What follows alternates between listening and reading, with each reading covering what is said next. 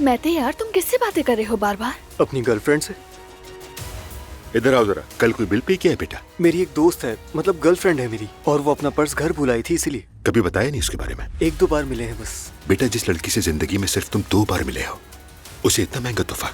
बाबा गलत समझ रहे हैं, वो बेचारी अपना पर्स घर भुलाई थी और वो जानती है कि मैं कौन हूँ। कौन हो तुम में से? नाइला, देखो मुझे खुशी होगी अगर तुम मेरे और मेरे घर वालों के बीच ना हो। फिर तुम भी मेरी फैमिली के बीच में मत आओ। तुमने अपने बाबा को बीच में डाला, अजलान से काम करवा रही हो, और इसका असर मुझ पर और मुस्तफा पर पड़ रहा है। मुस्तफा भोला भाला और खामोश हो सकता है, लेकिन उसके पीछे मैं हूँ।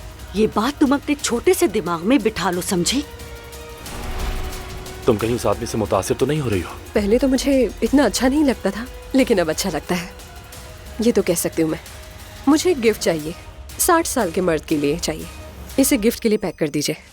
मैं आ गई। तो एलिफ मैडम आग लगा रही हैं, खैर तो है? आग लगाना तो मेरी फितरत है।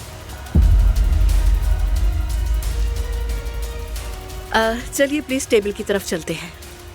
हम लोग एज अ कपल बैठ जाते हैं। एलिफ अब्दुल्ला साहब को पसंद करने लगी है।